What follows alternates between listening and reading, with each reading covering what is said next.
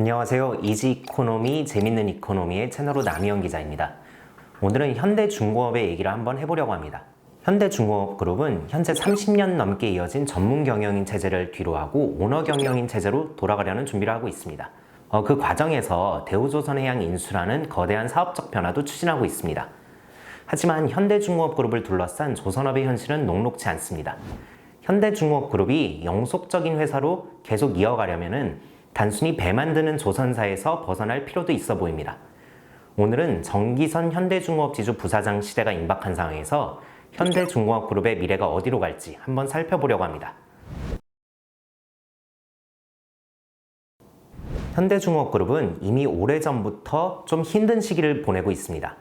2013년에 해양 플랜트 부문에서 엄청난 손실을 냈고요. 2016년에는 유례없는 수주 가뭄을 겪으면서 고난의 행군이 이어지고 있습니다. 현대중공업그룹의 미래는 주력인 조선 부문을 어떻게 할 것이냐, 그리고 미래 먹거리인 비조선 부문을 어떻게 키울 것이냐, 이 두 가지에 달려 있다고 봐도 무방한데요.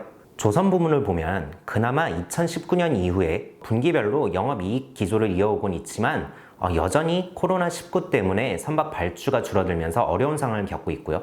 비조선 부문의 성과도 아직은 기대하기 힘든 상황입니다. 이런 현실 속에서 주목해봐야 할 변화가 하나 있습니다. 바로 현대중공업그룹의 리더십 변화가 이뤄지고 있다는 점입니다. 정몽준 아산재단 이사장의 장남인 정기선 현대중공업지주 부사장은 앞으로 머지않아 현대중공업그룹의 방향타를 쥐게 될 대관식을 치를 것으로 전망됩니다. 올해 비록 사장으로 승진하진 못했지만 몇 년 안에 경영 전면에 드러날 것이라는 것이 제 개의 예상입니다. 정 부사장의 위상은 그룹 내에서 그가 공식 직함을 3개나 가지고 있다는 사실에서도 잘 드러납니다. 그는 지주회사인 현대중공업지주의 경영지원실장도 맡고 있고요. 그룹 산하 조선 3사의 영업을 총괄하는 선박해양영업본부 대표도 맡고 있으며 계열사인 현대글로벌서비스의 대표이사도 함께 맡고 있습니다. 현대중공업그룹이 최근 미래 먹거리를 발굴하기 위해 출범한 미래위원회의 위원장도 맡고 있으니 그의 위상이 굉장히 커졌다고 볼 수 있습니다. 중책을 여러 개 맡고 있는 만큼 그가 앞으로 경영 성과만 잘 낸다면 무난하게 오너 3세 시대를 열 것이라는 전망이 나옵니다. 아니, 오너의 자제가 경영권을 승계한다는 게 무슨 얘기거리나 되느냐 이렇게 말씀하실 수도 있지만 현대중공업그룹의 역사를 잘 살펴보면 조금 의미가 남다릅니다. 현대중공업그룹은 과거 1987년까지만 해도 정몽준 회장 체제로 돌아갔습니다.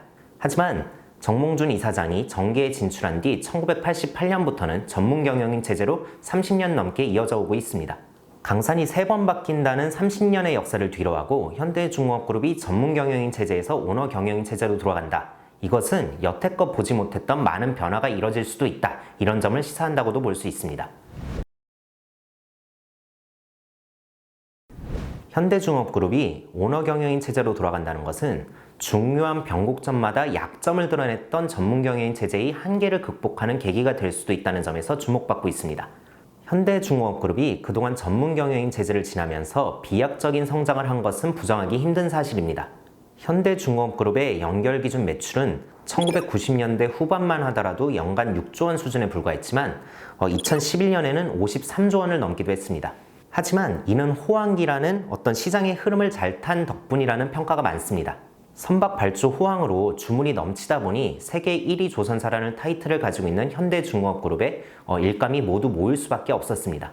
하지만 완벽한 듯 보였던 전문 경영인 체제는 2008년 금융위기 이후 약점을 드러내기 시작합니다. 바로 단기 성과에 집착하는 한계를 드러낸 것입니다. 이런 패단은 한국은행과 한국수출입은행이 공동으로 조사해 발표한 조선업 전망 및 향후 발전 전략이 잘 나와 있는데요. 이 보고서는 조선사의 CEO와 각 분야의 경영을 담당하는 임원들은 임기가 약 2-3년으로 단기이고 매년 평가에 따라 보상뿐 아니라 직위의 유지 여부까지 좌우된다며 이러한 상황에서 영업 담당 임원이나 CEO는 3년 후의 적자를 생각하기보다는 단기적인 성과에 얽매일 수밖에 없다. 이렇게 지적합니다. 수주산업의 특성상 적자는 3년 후에 판가름 나지만 자신의 재계약 여부는 그보다 이른 시점이므로 어떤 신규 프로젝트 입찰에 참여할 때 낮은 가격, 불리한 조건을 모두 수용해서라도 이를 수주하는 것이 단기적인 수주 성과를 올릴 수 있는 대안이라는 것이죠. 또 3년 후에 발생할 영업 손실에 대해서는 생산, 구매, 노무 등 여러 분야의 책임을 공동으로 지을 수 있기 때문에 우선 수주하는 것이 자신의 재계약 여부에 더욱 유리하다고 판단할 가능성이 높다는 것이 단기 성과주의의 폐해라고 지적하고 있습니다. 이 보고서는 2011년 이후에 한국 조선사들의 대양 해양 플랜트 사업의 실패는 이런 단기 성과주의의 극단적인 폐해라고 꼬집습니다. 다시 정기선 부사장의 오너십 얘기로 돌아오면요. 정 부사장은 이제 내년이면 한국 나이로 40세가 됩니다. 굉장히 젊은 나이만큼이나 앞으로 그룹을 이끌어 나갈 기간이 굉장히 긴 만큼 그동안 어떤 전문 경영인들이 하지 못했던 장기적 안목을 가지고 현대중업그룹의 어떤 큰 그림을 그려나갈 수 있는 충분한 기회가 현대중업그룹에 마련된다고도 볼 수 있습니다. 이런 변화를 놓고 현대중업그룹 관계자는 아직 소유와 경영이 분리되어 있는 단계이기 때문에 어떤 오너십 변화에 대해서는 우리가 언급하기 그렇다라는 점을 강조했습니다. 정기선 부사장이 이끌어 나갈 현대중업그룹의 미래를 보려면 바로 신사업을 봐야 합니다. 앞서 말씀드렸듯이 정 부사장은 현대중업그룹이 3대 먹거리로 낙점한 바이오와 인공지능 그리고 수소에너지 등 신사업을 추진하기 위해 출범한 그룹산업 미래위원회의 위원장도 맡고 있습니다. 이 조직은 그룹 차원에서 신사업을 빠르게 전개해 나가기 위한 핵심 조직으로 평가받는데요. 이 자리에 정기선 부사장이 올랐다는 것은 그만큼 그룹 차원에서 힘을 실어서 미래의 신사업을 적극적으로 발굴하겠다, 거기에 탄력을 더 주겠다 이런 의지로도 읽을 수 있습니다. 증권가 분석에 따르면요, 현대중업그룹은 각 계열사별로 신사업 분야에서 협력할 수 있는 사업을 빠르게 찾아서 성과를 내고 안착시킬 수 있는 것을 목표로 하고 있는 것으로 보입니다. 바이오 사업은 서울 아산병원과 의료 데이터를 활용하는 분야에서 성과를 내고요. 인공지능 사업은 현대로보틱스라는 계열사를 통해서 로봇 분야에서 성과를 낼 것으로 생각됩니다. 수소에너지 사업은 수소 경제의 한 축이 될 수소 운송 사업을 겨냥하고 있는 것으로 보입니다. 실제로 한국조선해양은 수소 증발가스 처리 시스템을 개발하고 있기도 합니다. 왜 조선사가 바이오와 인공지능 그리고 수소에너지를 얘기하느냐? 바로 그 답은 조선업의 역사 그리고 국제적 흐름에서 찾아볼 수 있습니다. 조선업은 그동안 미국에서 유럽으로 그리고 일본을 거쳐 한국으로 주도권이 흘러온 대표적 산업입니다. 아직도 많은 전문가들은 선진국들이 영위할 수 있는 사업은 아니라고 봐요. 대표적으로 개발도상국들이나 아니면 중진국 정도가 영위할 수 있는 적합한 산업이라는 것이죠. 실제로 현재도 LNG 추진선이나 대형 컨테이너선과 같은 일부 고부가 가치 선박을 제외하면 한국이 중국에 밀리고 있는 것도 같은 맥락으로 읽을 수 있습니다. 배를 만드는 사업만으로는 기업을 이끌어갈 수 없다 보니 비조선 영역을 서둘러 개척할 수 있는 신사업을 찾아볼 수밖에 없는 상황도 이해할 수 있습니다. 최근 현대중업그룹이 두산인프라코어 인수전에 참여한 사실도 정기선 부사장 시대를 준비하는 현대중업그룹의 고민을 엿볼 수 있는 대목이라고 할 수 있겠습니다. 현대중업그룹은 두산인프라코어 인수를 통해서 현대건설기계와 건설기계 사업에서 시너지를 노리고 있는데요. 안정적 캐시카우를 만들어냄으로써 조선업이 흔들리더라도 안정적으로 사업을 이어갈 수 있는 그런 구조를 만들겠다, 이런 의지로도 읽힙니다. 정 부사장은 미래위원회 위원장을 맡기 전부터 지주회사인 현대중공업 지주의 경영지원실장으로 신사업 발굴에 적극적인 모습을 보여왔습니다. 현대로보틱스는 2020년 6월에 KT로부터 500억 원 규모의 상장 전 지분 투자를 유치하는 계약을 맺었는데요. 정 부사장은 이 자리에 직접 참석해 앞으로 제조업체의 경쟁력은 단순히 제품을 생산하는 것이 아니라 시장의 흐름을 읽고 변화하는 데에서 결정될 것이라며 KT와 폭넓은 사업 협력이 현대로보틱스는 물론 현대중공업그룹이 경쟁력을 강화하는 데 도움이 될 것으로 기대한다, 이렇게 말했습니다. 또 그는 경영 전면에 나선 첫 사례인 현대글로벌서비스의 대표이사로서 친환경 선박 사업을 미래 성장 동력으로 발전시켜 나가는 데 큰 성과를 내고 있기도 합니다. 하지만 정 부사장이 가지고 있는 그룹 내의 여러 직함 가운데 지금 당장 주목해야 할 것은 바로 그룹의 선박해약 영업본부 대표라는 사실입니다. 현대중업그룹의 본질은 누가 뭐래도 배 만드는 회사, 즉 조선인데요. 이 조선이라는 줄기가 흔들리면 그 옆에 신사업이라는 가지를 제대로 싹 틔울 수 없습니다. 결국 정 부사장이 그룹의 중추인 조선 부문의 위기를 어떻게 타개해 나가느냐, 이것이 경영권 승계를 위한 마지막 퍼즐이 될 수밖에 없습니다. 정 부사장의 움직임을 보면요, 우선은 현대중공업그룹의 여러 사업 기회를 제공할 수 있는 나라와 관계를 맺기에 좀 더 주력하고 있는 것 같습니다. 현대중공업이 사우디아라비아에서 진행하고 있는 아람코 조선소 프로젝트는 정 부사장이 처음으로 추진한 해외 주요 프로젝트입니다. 현대중공업과 아람코가 2015년 11월에 전략적 협력 관계를 구축하기 위한 양해각서를 체결할 당시에 고노가 부회장이 아람코 프로젝트는 정기선 총괄 부문장이 더 잘 안다 이렇게 말했을 정도로 공을 모두 정기선 부사장에게 넘기기도 했습니다.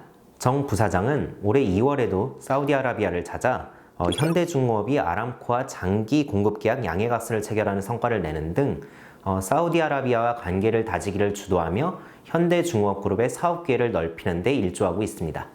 사우디아라비아는 현재 석유 이외의 다른 산업을 육성하려는 전략을 쓰고 있는데요. 현대중공업 그룹이 바로 이 조선업 분야에서 대규모 사업 기회를 찾기 위해 분주하게 그리고 그 핵심 역할로 정 부사장이 뛰고 있다. 이렇게 봐도 무방할 것 같습니다. 현대중공업 그룹의 움직임, 특히 조선 부문의 경쟁력 강화 움직임을 더 살펴보면요. 바로 정 부사장은 현대중공업 그룹이 더 잘할 수 있는 것에 집중하자 이런 전략을 쓰고 있는 것으로도 보입니다. 한국 조선사들은 벌크선 등 일부 시장에서는 이미 중국에게 주도권을 내줬습니다. 한국 정부가 조선업을 지원하는 이유를 잘 살펴보면요. 어떤 경쟁력을 강화하겠다 이런 목적보다는 이 산업이 무너졌을 때 업황 부실화, 그리고 대규모 실업 사태, 그리고 지역 경제의 붕괴 이런 것들을 막기 위해 조금 간접적으로 지원하는 성격이 강하거든요. 하지만 중국 정부는 조선업을 세계 주도 산업으로 만들기 위해 전적으로 정부 차원에서 모든 서포트를 아끼지 않고 있습니다. 이러다 보니 일부 벌크선 등 시장에서는 중국에 주도권을 내줄 수밖에 없는 상황인 것이죠. 실제로 한국 조선업은 중국 조선업에 비교해 가격 경쟁력에서도 뒤지고 있습니다. 산업연구원의 2016년 조사에 따르면 한국의 신조 가격 경쟁력을 100으로 봤을 때 중국의 가격 경쟁력은 115로 나타났습니다. 하지만 여전히 한국 조선업이 중국을 앞서고 있는 분야가 있습니다. 바로 계속 말씀드렸던 고부가 가치 선박 시장입니다. 산업은행 산업기술리서치센터의 분석에 따르면요.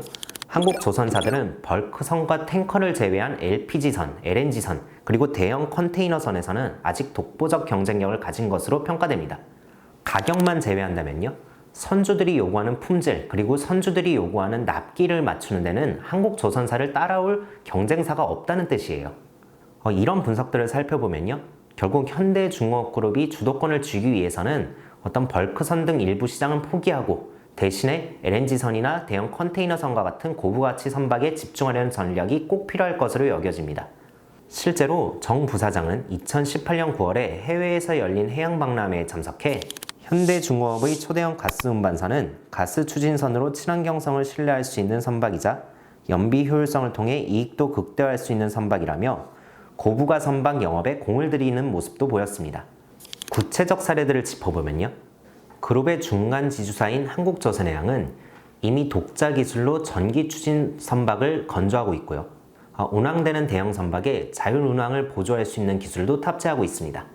이 밖에도 지능형 통합 제어 시스템, 스마트 원격 관제 기술, 스마트 유지 보수 기능, 선박 운전 최적화 시스템 등의 기술도 선박에 차례대로 적용하겠다 이런 계획을 세워놓고 있습니다.